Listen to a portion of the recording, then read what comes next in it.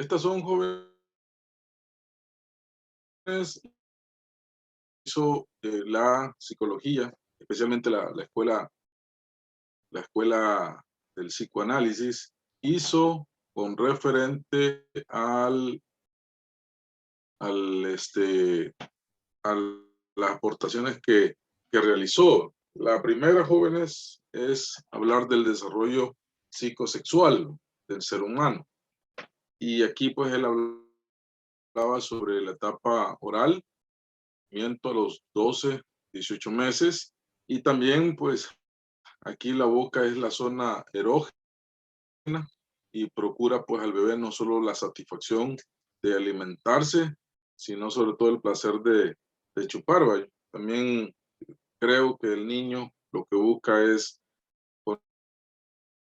el mundo que le rodea, tener esa, como le decimos, esa experiencia para poder conocer el mundo, pues, que está a su alrededor. Entonces, es ahí donde esta etapa, pues, se da con más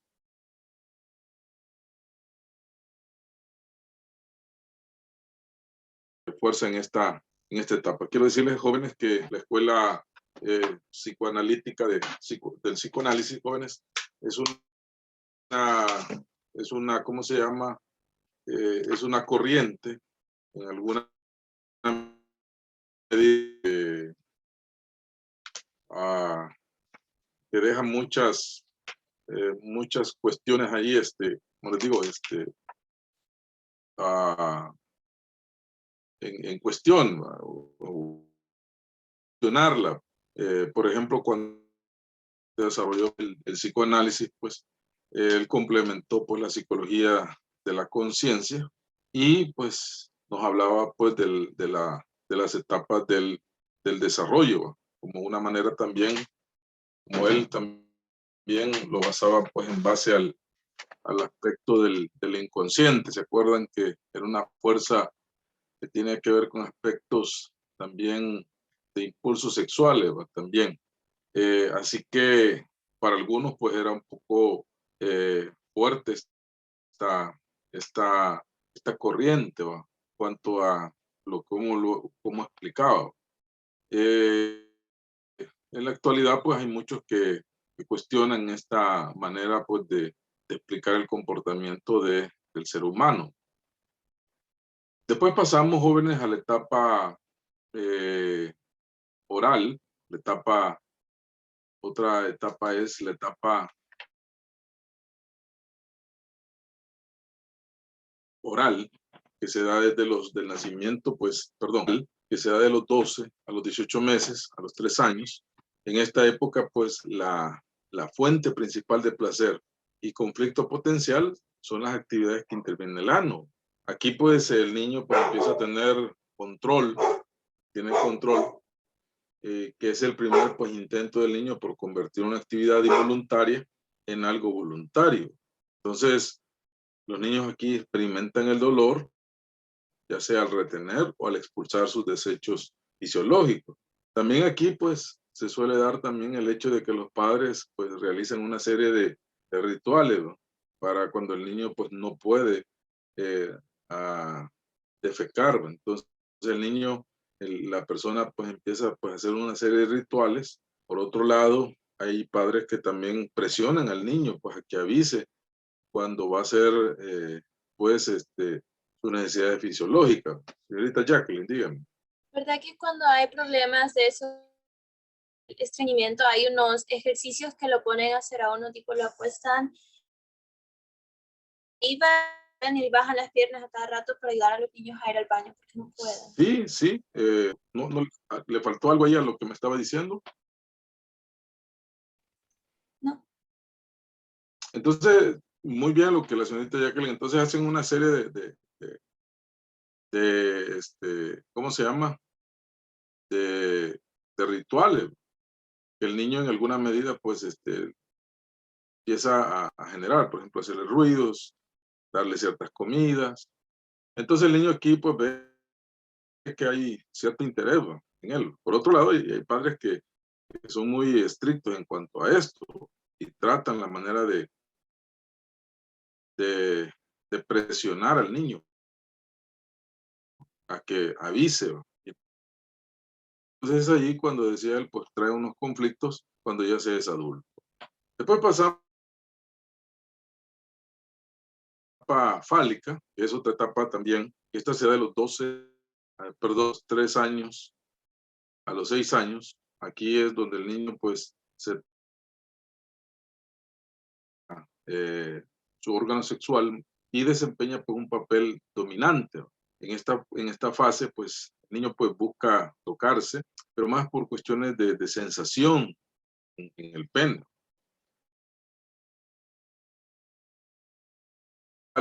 Y esto pues provee al niño pues un placer autoerótico. Para algunos es que el niño está conociéndose, está de saber qué es lo que... Y eso pues también hay sensaciones. Hay niñas también que hacen este tipo de actividades, los padres se asustan y eso pues genera más inquietud en el niño. Entonces, se debe de, ¿cómo se llama? Se debe de tener mucho cuidado en este tipo de reacciones porque lo que al final va a hacer pues estimular más al niño pues a quererse tocar.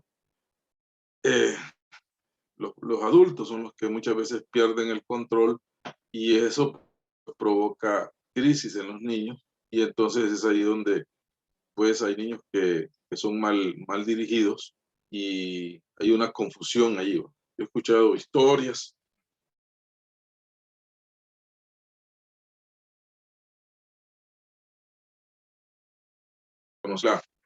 lo encontré las niñas también. Entonces eso fue un escándalo ahí en esa escuela. Llamaron a los padres, preguntaron si los padres los había niños, eh, eh, algunos descuidos, y fue algo porque los etiquetaron.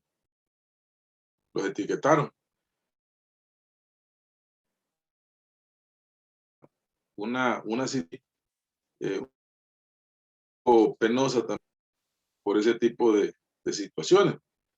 Yo creo que la maestra quizás no supo manejar las situaciones, pues, y entonces provocó estos conflictos. Entonces, eh, quizás las repercusiones al final, cuando ya ellos estén grandes, se van a ver ahí, o si quedó alguna ficción allí que los lleve pues, a tener algunos comportamientos en la etapa de la juventud.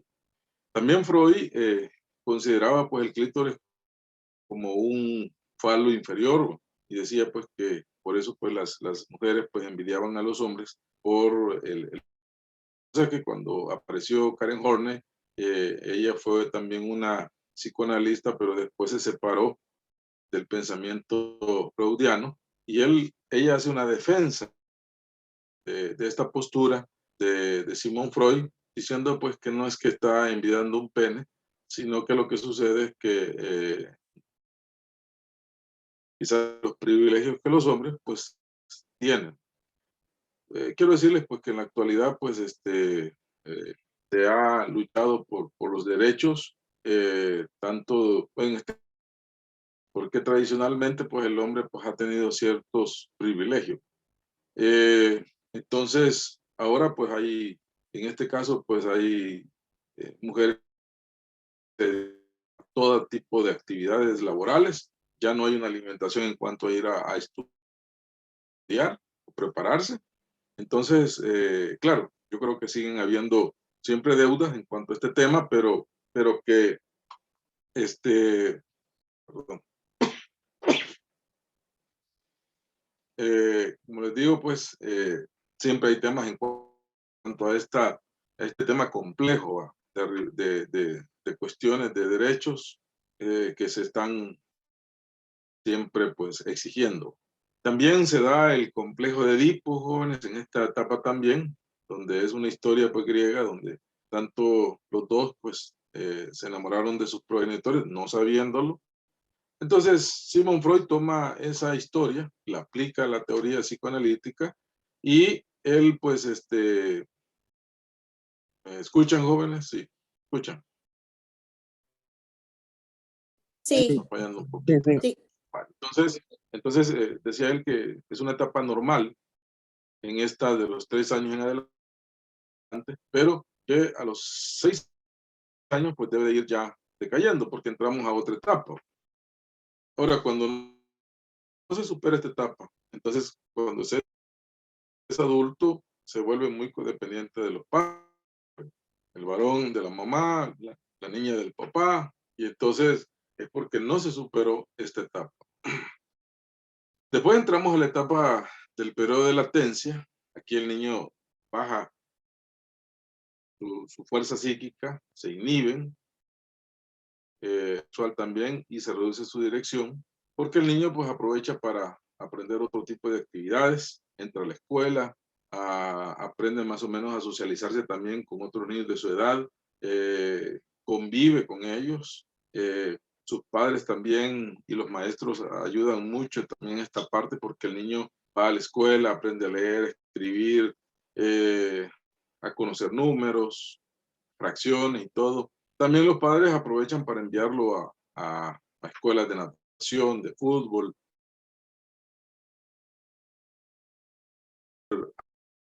Toda su energía la gasta en estas actividades, pues hace la cultura.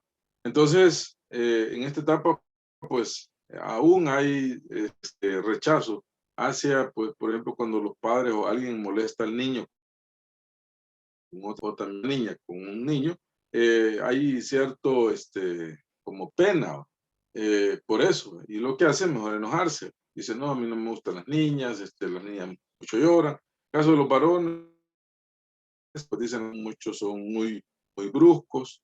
Entonces, jóvenes, se da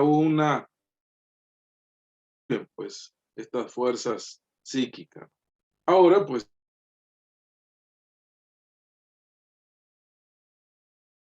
6 años en adelante, desde la pues hasta, perdón, desde la pubertad hasta la última etapa del ser humano. Fíjense que Freud dejó esto amplio. Entonces, más adelante, cuando veamos la historia, perdón, cuando veamos la personalidad, vamos a hablar sobre la extensión que hizo Erikson en las etapas, no en las etapas psicosexuales, sino en general. En esta etapa, pues, todo aquello que estaba dormido vuelve a despertar con con otros comportamientos, porque aquí pues existen, maduran los órganos sexuales, ¿no? Genitales, ensanchamiento del pene, vellosidad tanto en señoritas como en caballeros, la voz, también hormonalmente también se empiezan a manifestar cambios, el varón pues se vuelve agresivo, la señorita tiene su primera menarquia, eso también hace que ella tenga cambios de humor también o de emociones también, muchas veces de tristeza, de enojo. Entonces, ahí pues empiezan a dar en el varón pues agresividad. Entonces, el niño en esta etapa ya empieza otro periodo. El ser humano empieza otro periodo ya.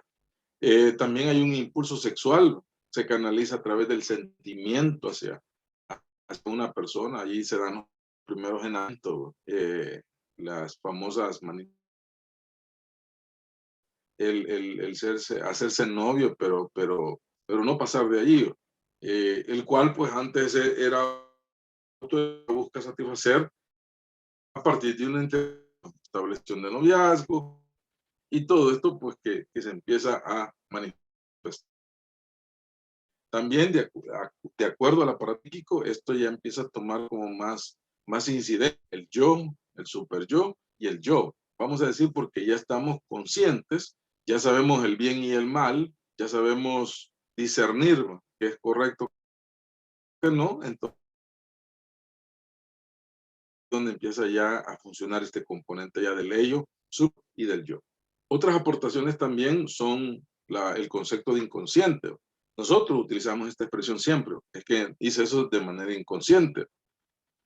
Se lo debemos a Freud. Pero aquí está una definición que no es que la enorme red de emociones e ideas almacenadas y a menudo pues reprimidas que dirigen los pensamientos conscientes y la conducta. Entonces ahí, jóvenes, vemos esa parte de las aportaciones. Ya hablamos de los mecanismos de defensa, jóvenes. Ahora entramos a hablar de John Watson, la escuela conductista. Aquí el psicoanálisis, una diferencia, por favor, que ustedes pueden ver y pueden aplicar en el cuadro, tercer cuadro de la guía número 1, es esta, miren. Mientras que el psicoanálisis mira hacia adentro, el enfoque conductual enfatiza el comportamiento observable, o sea, hacia afuera. Allá en Europa se concebía la psicología, cuando se hablaba de psicología, se concebía de dos maneras. Primero, en las funciones mentales, de Watson, de Gould, y la noción del inconsciente de Sigmund Freud.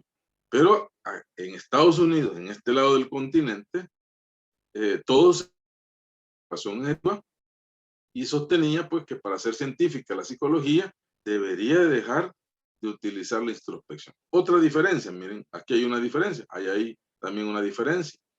Ya no utilizaba el método de introspección. Por eso a Watson se le conoce como el fundador del conductismo. Y él reduce esta nueva psicología en... Entonces, él lo basaba en estos dos palabritas, estímulo, respuesta. Pregunto, jóvenes, a usted, ¿cómo lo estimulaban? ¿Usted se acuerda cómo lo estimulaban para poder estudiar en sus primeros etapas de estudio? ¿Usted se recuerda? Utilizaban sus padres. Yo me acuerdo que cuando estaba pequeño me recompensaban con comida. Con comida. Muy bien, gracias. Entonces, ya que... me comenzaban con competencias, porque tengo un hermano mayor que siempre sacaba buenas notas, entonces me decían, mira, él saca buenas notas. Entonces yo quería sacar buenas notas para ganarle a él y que le dijeran a él, mira, ella saca buenas notas. Está bien. Ahí estimulaban la competencia sana. ¿Va? Entonces, el estímulo, ahí va. El estímulo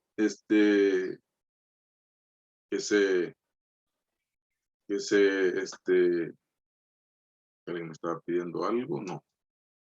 Entonces, ahí hablábamos de la competencia que se daba. Muy bien. Se da, pues eso también puede ser también un estímulo el hecho de competir con una persona. Gracias a los compañeros que nos han compartido. Entonces la psicología debe ocuparse de la conducta y no de la mente. Y ellos hablaban de un postulado, hablaban de 3 postulados del conductismo. No sé si alguien me quiere, 3 personas que me ayuden a leerlo. Vamos a ver, señorita Jennifer, ayúdame a leer el primero. Jennifer López y Sí. Fabiola Hola. también el segundo. Sí, díganme. Dice, toda conducta se compone de respuestas objetivamente analizables y una conducta humana compleja puede ser analizada en unidades de respuesta simples. Muy bien. Fíjese que ahí lo que nos dice que todos nosotros tenemos diferentes tipos de estímulos y que todos podemos ser analizados desde esa perspectiva. Nosotros vamos a actuar en base a alguna estímulo. Y dice, toda conducta se compone de respuestas objetivamente analizables.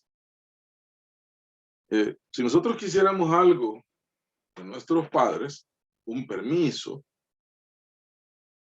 algo, hay muchas maneras de poderlo solicitar. Una es imponiéndose. Usted me tiene que dar permiso a mí porque yo soy su hijo, o cualquier cosa que le solicitemos. Por otro lado, podemos hacer algún ejercicio utilizando el conductismo. Por ejemplo, usted puede observar a su papá, qué le gusta, cuáles son sus intereses, y en base a eso, pues, trabajar eso. Eso también en el trabajo, en la casa, en la universidad, todo eso. Entonces, toda conducta se compone de respuestas objetivamente analizables. O sea, no hay ninguna persona que no pueda reaccionar a un estímulo para que la persona pueda lograr algo, ¿no? Eso es bien real. Lo que pasa, pues, que hay que tomar tiempo para investigar. Entonces, por ejemplo, los padres, puede ser que el papá llegue cansado de trabajar y el hijo, ven, es que si no se lo digo ahorita, ya se va a dormir y después ya no puedo hablar con él. Entonces, no, ¿por qué no preparar el espacio, el terreno? ¿Por qué no prepararle su bebida favorita? Prepararle quizá lo que a él le gusta comer, a la mamá igual, o sea, a los dos estoy hablando.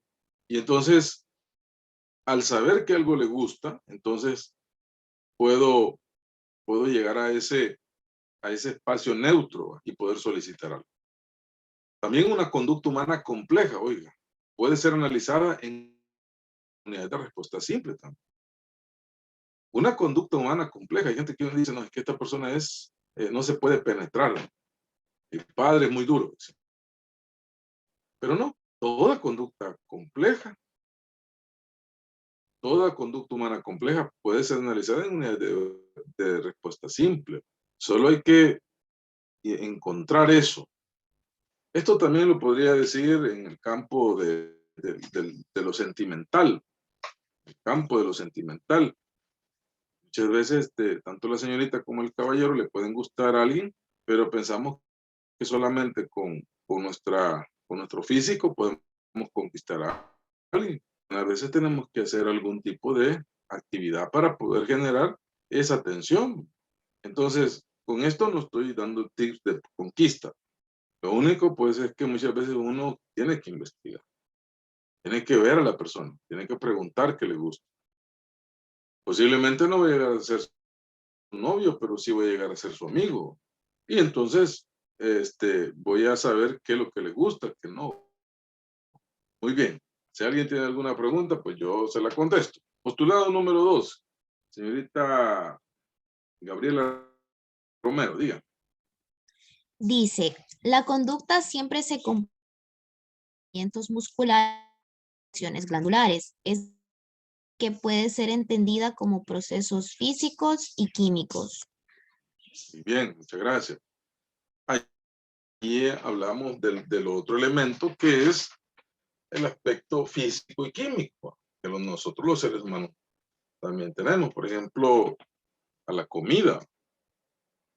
Ese es un aspecto bien interesante. Por ejemplo, vamos a comer algo, vamos al centro comercial y decimos, no voy a comer, porque tengo comida ahí en el trabajo o hay comida en la casa. Pero cuando venimos a sentir, nos compramos una hamburguesa. ¿Por qué será? Porque empezamos a tener hambre y empezamos por toda la gente, olores, imágenes allí, gente que agarra la comida así con ganas y dice, ay, qué rico, voy a pedir eso. Y ya, lo pidió. Entonces, usted no tenía intenciones de comerlo, pero el llegar ahí despertó ese deseo. Es igual, pues, también con las lociones y todo eso también. Entonces, es decir, pues, que puede ser entendido como procesos físicos y químicos. Nos dicen que vamos a exponer y nos ponemos un poco nerviosos también. Hay personas que cuando están muy nerviosos, pues cuando les van a decir que van a hacer algo, se ponen muy nerviosos y no hayan que hacer, se les pone muy seca la boca, sudoración, rojitos, Y entonces ahí nos está diciendo pues que hay una reacción ante un estímulo que se está presentando por ahí. Señorita Gabriela, dígame el tercer postulado. A todo estímulo sigue una respuesta y pueden establecerse relaciones causales entre ambos. Muy bien. Otra manera que se puede dar. Muchas gracias a los que nos han ayudado. Fíjense, jóvenes, que aquí muchas veces podemos establecer una relación causal cuando, por ejemplo, alguien nos llama a cierta hora a la casa. Puede ser una persona que quiera hablar siempre con nosotros a cierta hora. Entonces nos acostumbramos siempre a que a las 10 de la noche nos van a llamar. Pero de repente no llamó esa persona, sino que suena el teléfono. Ya salimos a ver quién era. Y no, era un amigo, otro amigo. Pero como estamos ya tan acostumbrados a eso, que establecemos una relación, establecemos relaciones causales entre ambos. Puede ser que a otra acá le suena el teléfono y nosotros nos pongamos ya con esa intención. Otro ejemplo, jóvenes, es cuando un niño pasa demasiado tiempo, unos días en el hospital, que se puso mal de salud, y la enfermera, pues, llega a inyectarle, a tomarle muestras de exámenes, a darle medicamento, y es una tortura para el niño. Pues llega también el médico de blanco, con mascarilla, y ahí están, pues el niño llora cada vez que lo están haciendo el procedimiento. A los días sale, se va a su casita. Pero cuando el niño, por ejemplo, la mamá dice, mira hijo, vete que hoy vamos a ir a comprar queso, crema. Bueno, pues está bien. En la casa, no, yo quiero ir, dice. Se va con la mamá. Cuando llegan ahí donde venden queso, crema y entra un señor con una bata blanca, de blanco, con unas botas, con un gorro, tapabocas. Y cuando el niño lo ve, se asusta y se pone nervioso y empieza a jalar a mamá. Pregunto, ¿por qué fue eso? Porque el niño se recordó de lo que vivió cuando estaba ingresado. Gracias, eso, así es. Entonces, nada tiene el señor que va a surtir la tienda con el médico y la enfermera. No, dos actividades totalmente contrarias, pero hubo algo que los conectó, que es la vestimenta. Entonces, el niño se puso nervioso. Ahora, yo les quiero pedir a ustedes que me digan algunos ejemplos de lo que yo estoy diciendo, de esas relaciones causales que se dan entre ambas. ¿Alguno tiene algún ejemplo?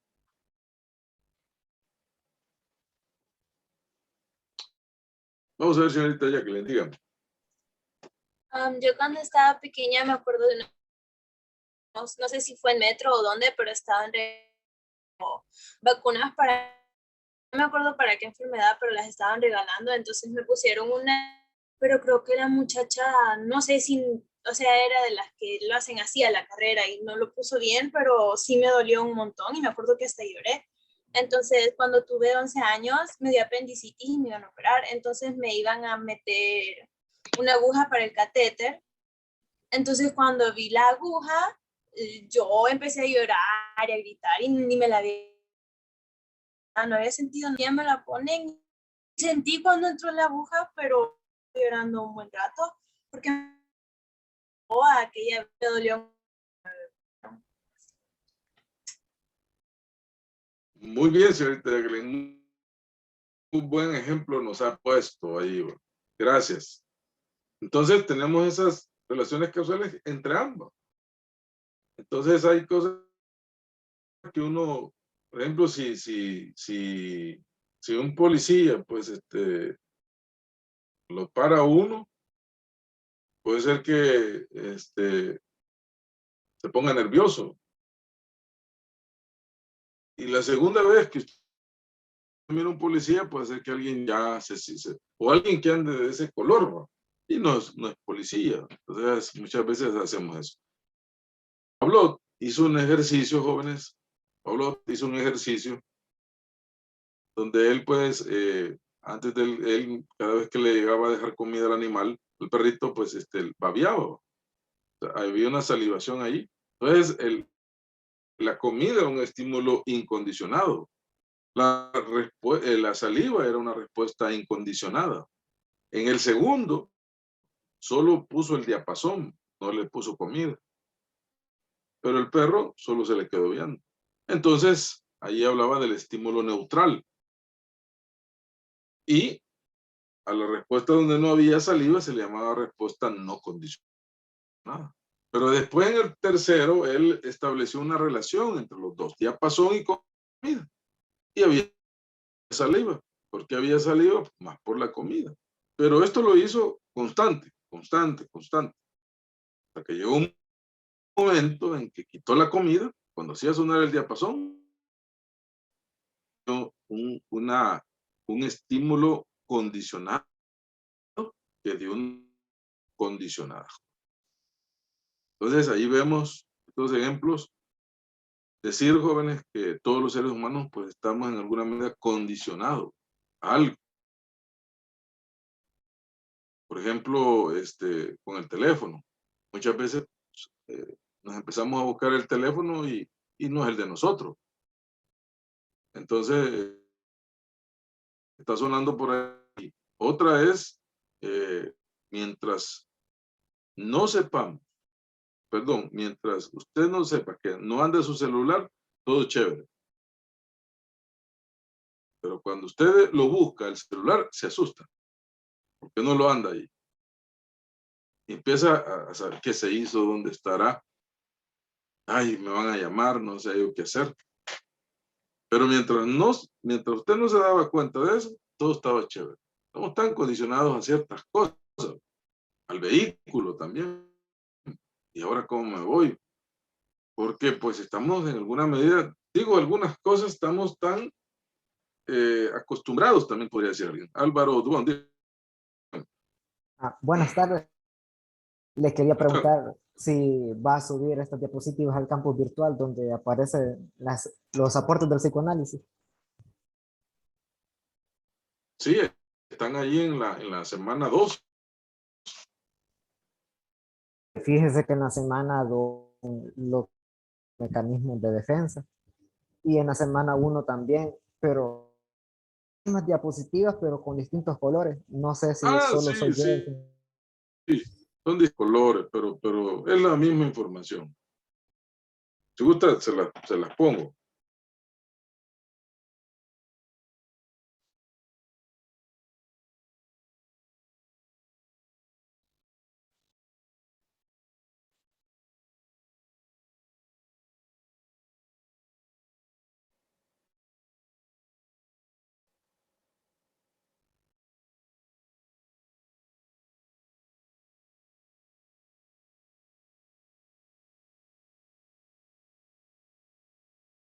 Entonces, cuando hablamos del conductismo, pues, vemos esos elementos ahí, ¿cómo se llama?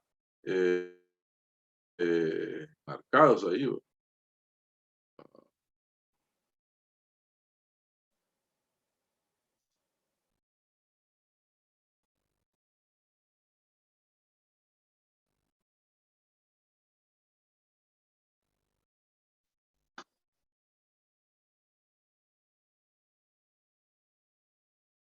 Sí, yo les puse mecanismos de defensa, pero son las escuelas psicológicas. Aquí está, mire. Aquí está. Este es lo mismo que yo le estoy presentando ahorita. Y aquí está lo que estamos viendo ahorita, mire. Esto ya lo vimos, ya lo vimos los mecanismos de defensa. Voy a cambiarle el nombre ahí para que no haya confusión. Aquí lo que estamos viendo ahorita, mire. Aquí está, los postulados que acabamos de ver. Y aquí está el ejemplo del perrito que les he mencionado. Entonces, aquí hablamos de la escuela conductista y que ya aquí está el ejemplo de lo que les estábamos hablando. El mismo material, joven. ¿Estamos? Vale. Aquí está, voy a utilizar esta filmina. Pues. Entonces, cuando hablamos de la escuela humanista, jóvenes, pues le llamamos también la tercera fuerza de la psicología. Aquí hay un aspecto igual.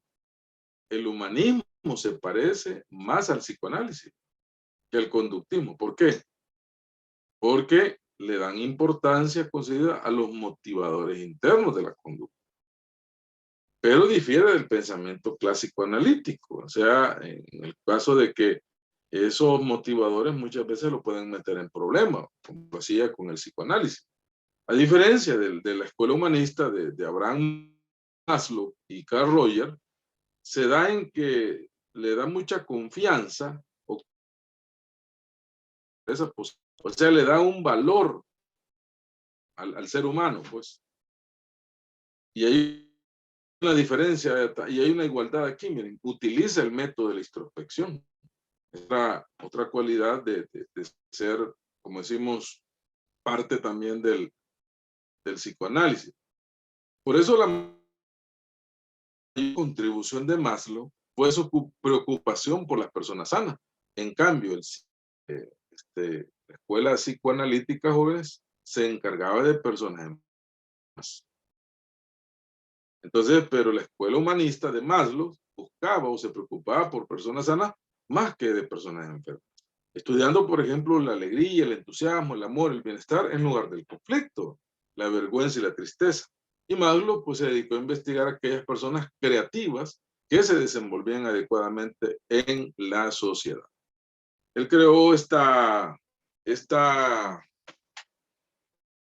pirámide, la pirámide de necesidades, y él decía que la preponderancia de las necesidades, que las necesidades insatisfechas inmediatas, superiores, se convertían en la necesidad más potente y significativa. Por ejemplo, las necesidades fisiológicas, joven.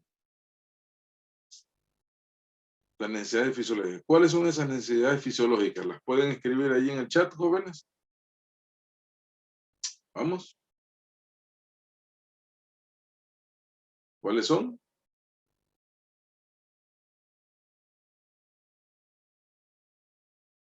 ¿Cuáles son esas necesidades fisiológicas? ¿No las pueden escribir? Para mí sería la alimentación, Correcto. Correcto. El ¿Cuál dormir. otra?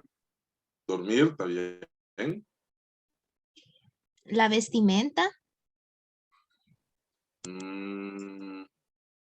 Pues fíjese que no tanto porque ahí pues puede, si no hay mucha vestimenta, pues puede andar con algún trapito ahí que le cubra. ¿No? El Entonces, sexo no podría ser. el sexo también no entraría en una necesidad porque en algún momento pues usted puede dejar de tener sexo. Y Vivienda. pues, vivienda, La necesidad de asearse. la necesidad de, Asearse. sí, deshacerse de los residuos del cuerpo, sí. Pero, por ejemplo, comida, satisfacción de sed, o sea, satisfacer la sed, deshacerse de los desechos y la comida, que son como necesidades bien importantes, que si no las tenemos, pueden llevarnos a señorita, ¿quién me levantó la mano por ahí? ¿Quién me levantó la mano? ¿Me ayudan, por favor? Jóvenes, ¿quién me levantó la mano? Vamos a ver, señorita, ya que les diga. La respuesta es una necesidad fisiológica. ¿Cuál? La respiración.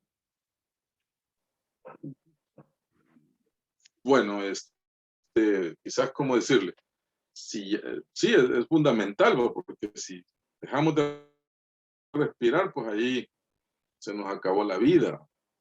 Sí, pero pensemos en que usted respira. Entonces, ese como es como la vida también, ¿va? La vida es lo máximo, la vida es lo esencial. Si no tenemos la vida, ahí no hay nada, no hay ser, no hay vida, no hay nada. Vamos a ver, Josué, diga. La seguridad moral. Seguridad moral. Eso entraría en el segundo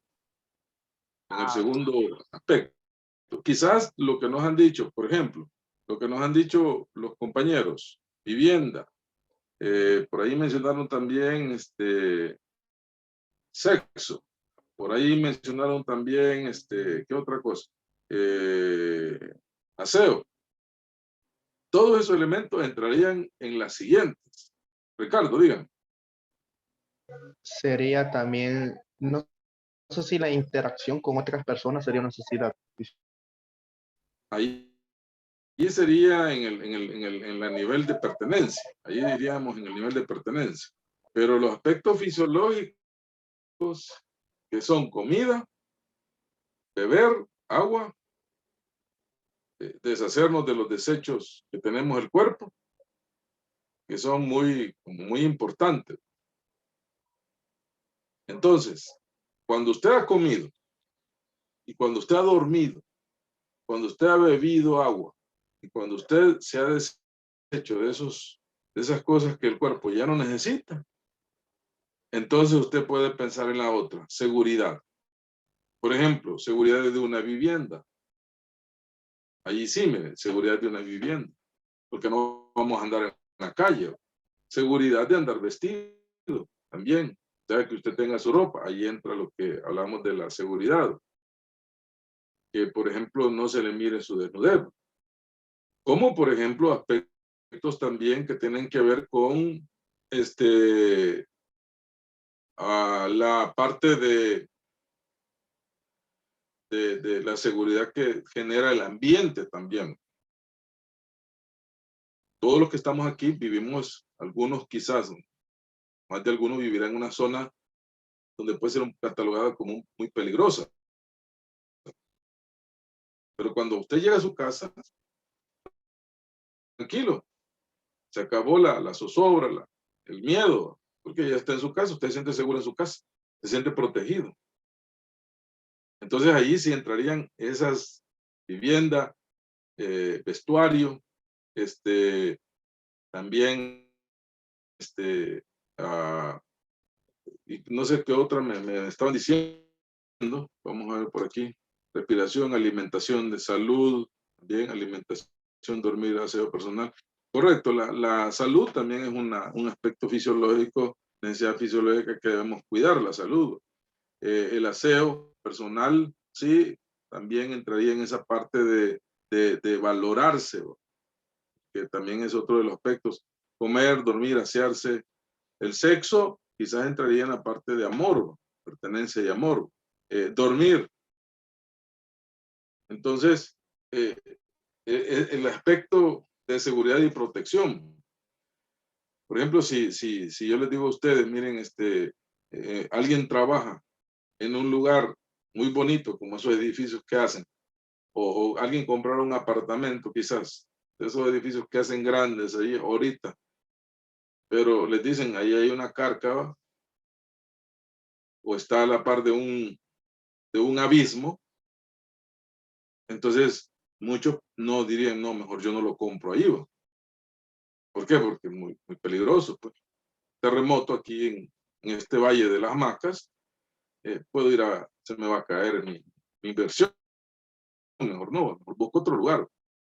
Lo otro es la necesidad de pertenencia y amor. Todos los que estamos aquí vamos a una casa. Vivimos, alguien nos está esperando. Puede ser mamá, puede ser papá, puede ser alguno de los dos, hermanos, algún abuelo. Hay una pertenencia y amor Ahí también entraría, vamos a decir también, en alguna medida, el demostrarse amor también. Las muestras de amor. Podríamos decir también que podría entrar el sexo también allí en esa parte. Aunque no siempre pues el sexo va en relación al amor que se le tenga a la persona. Se puede tener sexo sin amor también. O sea, eso puede ser muy variable también. Hay gente que paga por tener sexo. Hay otros que reciben dinero por sexo y no hay amor ahí, va. Ni hay como una, ¿cómo se llama?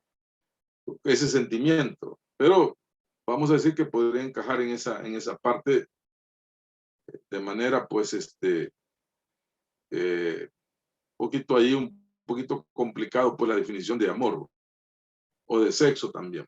Después entramos a la valoración, cuidarnos a nosotros, y ahí quizás entraría la parte del aseo personal, el mirarnos bien físicamente, el cuidar nuestro estado físico, digo, apariencia. Todo eso entraría en la valoración. Si yo me cuido, me estoy amando, si yo me respeto, pues me cuido. Entonces allí hablamos de la autoestima. Y por último viene la relación personal, o también como lo llamaba Maslow, la autorrealización. O sea, sentirme pleno para poder lograr algo. La relación que encuentro en esto, por ejemplo, si todos los que estamos aquí estuviéramos en el nivel de insatisfacción de las necesidades fisiológicas, ¿qué ganas nos van a dar de estudiar? ¿Qué ganas nos van a dar de ser presidente de esta nación? ¿Qué ganas nos van a dar de ser profesional en algún área? No van a dar ganas, porque vamos a estar interesados en satisfacer la comida, satisfacer esa hambre, satisfacer esa sed, ver dónde encontramos comida y agua para satisfacer. Mire, hay una beca en tal lugar. Ah, no, ahorita no me hable de becas, ahorita tengo hambre. Entonces, pensemos después en eso. Ahora, cuando ya hemos logrado eso, pues entonces, y la seguridad y protección, pertenencia y amor, valoración, entonces me siento autorrealizado y quiero ser el profesional que he decidido, pues, alcanzar. Tengo aspiraciones, quiero formar un negocio, quiero comprar casa, quiero tener familia. ¿Por qué nos sentimos plenos? Entonces, Maslow dice que Maslow descansa en la existencia de una jerarquía de necesidades. Entonces, los seres humanos hemos de resolver primero las que están aquí, las fisiológicas, las necesidades básicas de supervivencia, antes de preocuparnos por las necesidades de otro nivel, superior, como son las gratificaciones psíquicas y espirituales. Pasemos al siguiente, jóvenes. Aquí hablamos de Carl Rogers y su teoría se centra en el concepto de sí mismo como un núcleo de la personalidad, y es decir, encontrar nuestro yo real, saber que estamos para ser tal persona y para aceptarnos y valorarnos por lo que somos. Primero debemos saber quiénes somos. Y aquí habla otra vez de una expresión, mire, el inconsciente. Decía que guía la mayor parte de nuestra conducta, pero decía él, pero contrario a las ideas del psicoanálisis, Rogers concibe los procesos inconscientes como motivadores positivos de la conducta. O sea, en vez de volverse como un problema, se vuelven en motivadores positivos del ser humano. Rogers también decía que para lograr eso necesitábamos dos palabritas, miren, el autoconocimiento y la autoconsideración. Esto viene de las experiencias que tenemos pues en el ambiente en el cual dominamos. Por ejemplo, las expresiones de afecto, la admiración, la aceptación, a través de la congruencia. ¿Y eso dónde se da? Se da pues en el núcleo familiar. En la casa pues debe de haber esos estímulos, por ejemplo, de decirle al niño, me gusta cómo te vestís, qué buena nota has sacado, sos muy importante. Todo eso debe existir con congruencia. También las cosas malas también. Esto de acuerdo entre las experiencias que tenemos a lo largo de la vida y de la forma como nos vemos a nosotros mismos. Carl Rogers también mencionaba esto, miren, jóvenes, que la congruencia Es también el acuerdo entre lo que nos gustaría ser y la expresión que tenemos de nosotros mismos. Allí encontramos el yo real, el yo ideal. Por ejemplo, yo quiero ser un buen ciudadano. ¿Qué tengo que hacer? Respetar las normativas de convivencia y leyes de nuestro país. Así que la persona congruente funciona al más alto nivel, abierto a las experiencias y no a la defensiva. Así que decía que aquí encontramos a la psicología individual de Alfred Adler. Decía él que el hombre es un ser social por naturaleza y más motivado por necesidades sociales. Freud era todo lo contrario. Freud creía que todo era sexual. Freud creía que todos los conflictos tenían relación con el aspecto social. En cambio, Alfred Adler decía que somos seres sociales por naturaleza, motivados por necesidades sociales. No, yo creo, la mayoría, yo creo que hay relaciones de amistades donde no hay un interés sexual. Yo no sé qué piensan ustedes de esto. ¿Qué dicen ustedes a lo que yo les digo?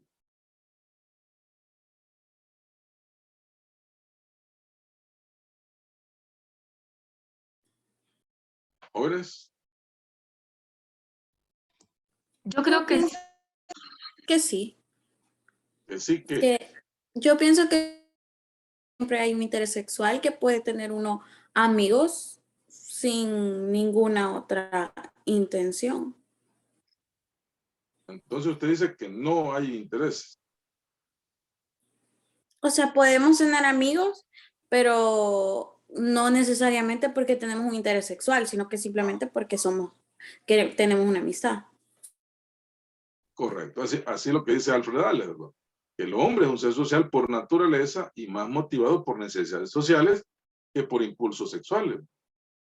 Porque Freud sí decía que siempre había, pues, estaba allí siempre el componente sexual, ¿no?, involucrado, pero Alfred Adler dice, no, es más, aspectos sociales, el ser humano es motivado por necesidades sociales.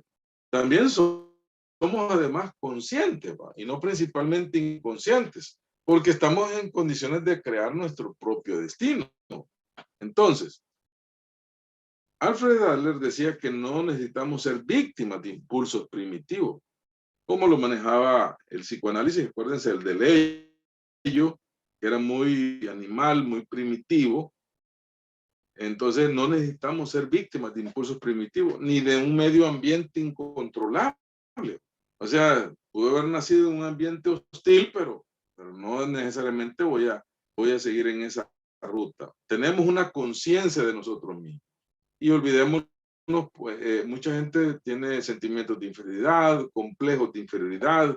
Entonces, todos estos elementos. Vámonos a la antepenúltima escuela, que es la escuela constructivista. Aquí lo que defiende esta escuela es que todos los seres humanos pues tenemos una manera de estructurar nuestra realidad. Cada ser humano pues construye su propio proceso de aprendizaje. Hay algunos estudiantes que cuando estábamos pequeños aprendimos a leer un poquito más tarde que otro. Pero eso no necesariamente quería decir que teníamos un problema de aprendizaje. Aquí hablamos de madurez del cerebro. Y aquí Piaget propone algunos términos: adaptación, asimilación, acomodación y equilibración. Y hablamos de la escuela constructivista. Mire, y él propone 4 estadios en el desarrollo cognitivo. La etapa sensoriomotora, el nacimiento de los 2 años, la preoperacional. Aquí pues el niño usa símbolos para representar personas y lugares. Por ejemplo, tengo hambre, dice Pizza Hut. Tengo hambre, hamburguesas, McDonald's, y así. Eventos, mira una piñata y dice cumpleaños, y aunque no sea de él, pues él piensa que es para él. Navidad, con el árbol de Navidad, Santa Claus y todo eso. Pero no piensa de manera lógica. Por eso los niños cuando están jugando y se les va la pelota, salen corriendo. Y a ellos no les importa si hay una calle abajo y pasan vehículos. Porque ellos no están diciendo, va a venir un vehículo, sino que se tiran a la calle. Porque no están pensando de manera lógica. Operaciones concretas, de los 7 a los 11 años el niño puede resolver problemas lógicos en el aquí y el ahora. No está pensando al futuro, no que ni está pensando ahorita, en darle una solución ahorita, pero no piensa de manera abstracta. En esta parte, los niños muchas veces no están pensando en las cosas, ¿cómo se llama? Maliciosas. Hay niños que les cuenta un chiste vulgar y no se ríen. Hace algún gesto, no se ríe. Puede reproducirlo, sí, pero no le va a meter el mismo sentimiento que un adulto lo hace. Y las operaciones formales, 11 años en adelante, el pensamiento abstracto, manejo de situaciones hipotéticas y posibilidades.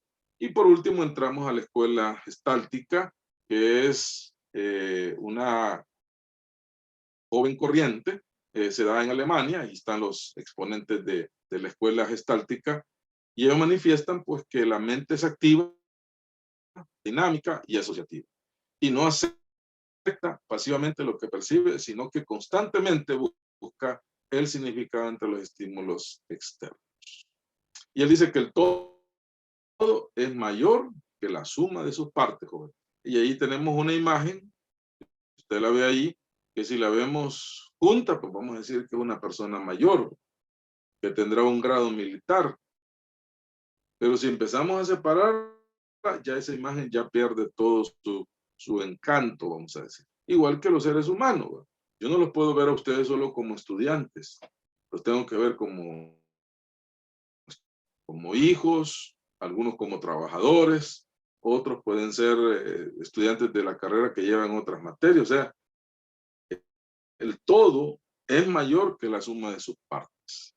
Con estos jóvenes estamos terminando esta parte. Ahora, vamos a hacer una dinámica ahorita. Vamos a tomar unos minutos y vamos a hacer una actividad ahorita. ¿Le parece, jóvenes? Vamos a irnos a la tarea. Está ahí. Ustedes me van a ver un video. Permítame. No, aquí está en la semana 3. En la semana 3 nos vamos a ir y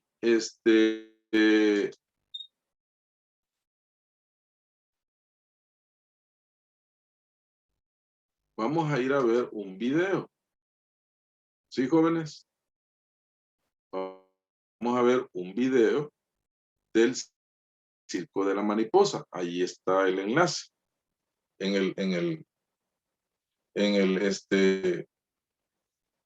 el campo virtual. Nos vamos a tomar 30 minutos. Vamos a tomarnos 35 minutos. 22 minutos dura el video.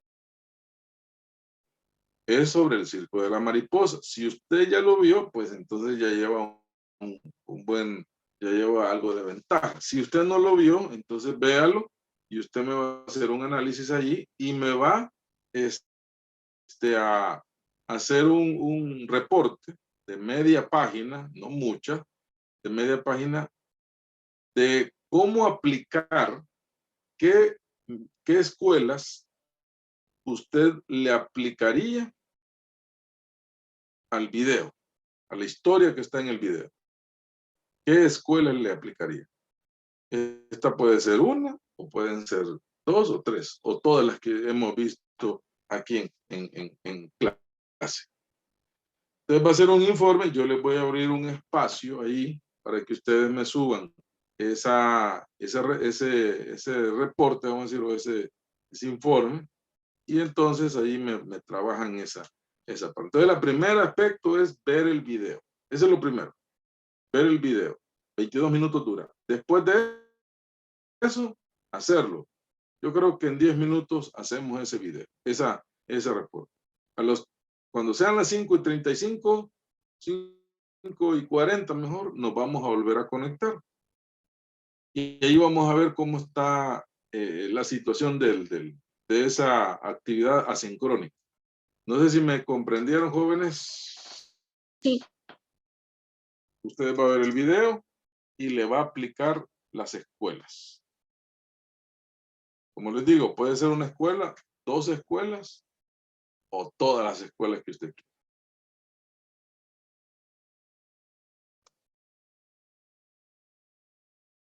Entonces,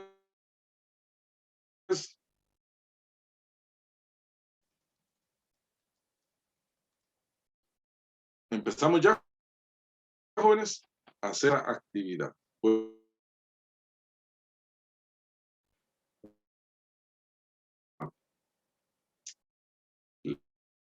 La actividad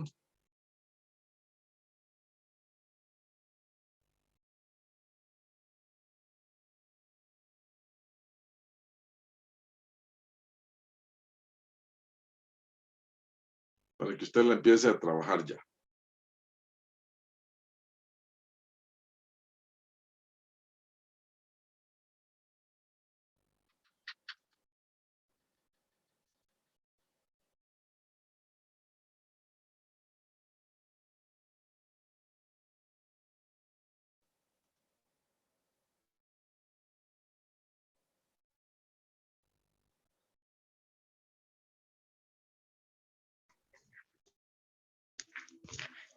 Licenciado, ¿Ya?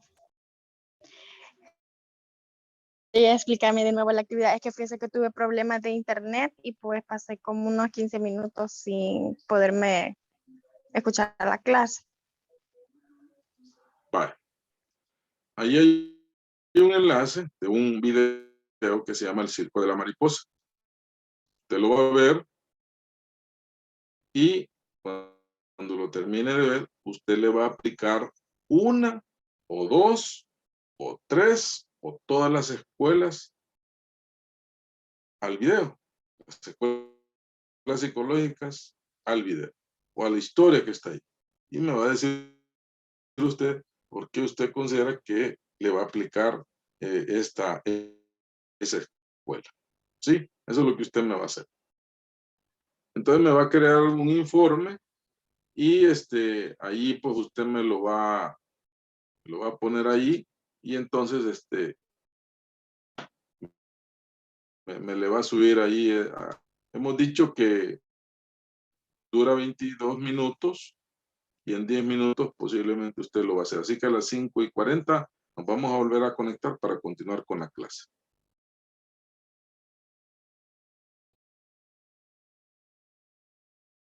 ¿Se entendió, jóvenes, lo que vamos a hacer? Sí, muchas gracias. Para servir.